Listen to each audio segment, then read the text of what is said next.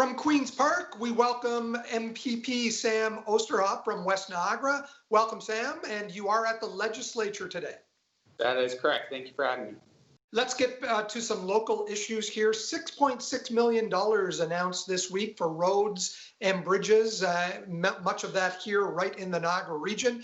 So first off, the big news, Mayor Frank Campion of Welland must have been very pleased to hear that the Forks Road Bridge was going to be rebuilt. Absolutely. So actually the 6.6 million is just the provincial portion. The federal government has come in alongside with $9.9 million, and our municipal partners have also stepped up.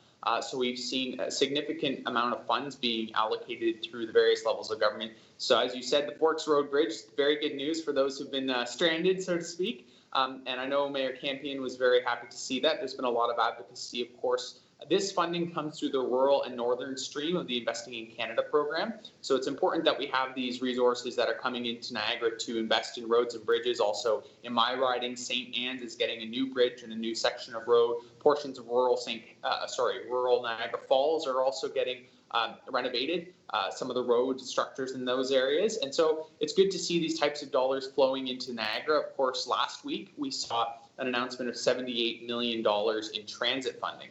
Significant amount of funds, of course, for the region and some of the municipalities. I believe it was Welland, Niagara Falls, and St. Catharines. But the rural parts of Niagara have to be invested in. You know, infrastructure looks different in different parts of our region, and we need to make sure that we're building up those roads and bridges as well, because not everyone can take a bus. These are also good news items when we think about economic recovery.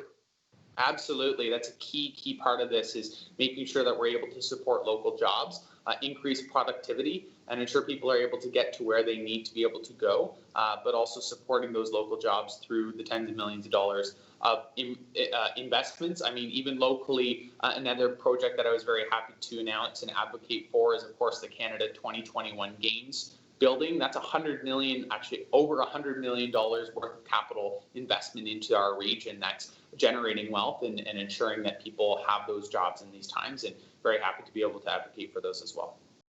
You mentioned advocacy. Was there a point in time where really it was under doubt whether or not that Forks Road Bridge would be rebuilt? Well, there's important considerations. There's a lot of different projects that come through these programs, and they need to be considered by the Ministry of Infrastructure, who works with the federal government in Infrastructure Canada, to make sure that they move forward. So I do want to acknowledge the advocacy of both federal, provincial, and municipal partners in those stages, because of course there's a lot of different roads and bridges that people want to see rebuilt, but there's limited funds to be able to do so. And so the advocacy along the way of making sure that these projects were prioritized is key.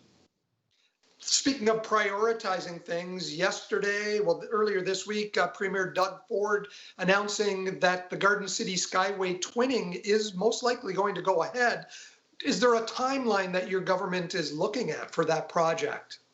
Yes, I believe that is still being worked on with Infrastructure Ontario. They released a spring 2020 Infrastructure Ontario update, and it's in there.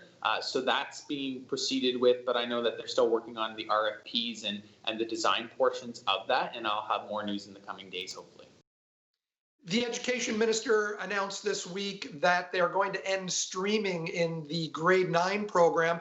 That seemed to have come out of left field. What is the reasoning behind that announcement? Yeah, I don't believe it came out of left field. It's something that many different groups have been asking for. We've seen that streaming has been used in a very divisive and discriminatory way. In places, it's been used to, for example, stream lower income and socioeconomic students into particular areas of education without giving consideration to their academic abilities. We've seen that it's been used to create culture of low expectation for particularly Black and marginalized students. And there's been a lot of conversation about the stigmatization that this streaming practice has, the impact of the stigmatization that streaming has had on particular marginalized communities. And we believe it's important that we do our best to ensure that there's equity in education, and this is part of that. Is this something that's going to take place this September, or is it in September 2021? No, this is coming into effect in September.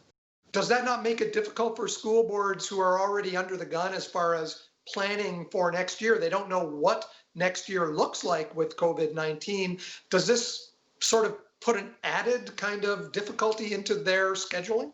Well, we don't want another year of discrimination and stigmatization, and we believe that we need to move quickly to improve the system, and this is one of the steps that we can take to do so. Thanks for your time today, Sam. Appreciate it, and good luck with the rest of your day on your voting today. Thank you very much, Mike.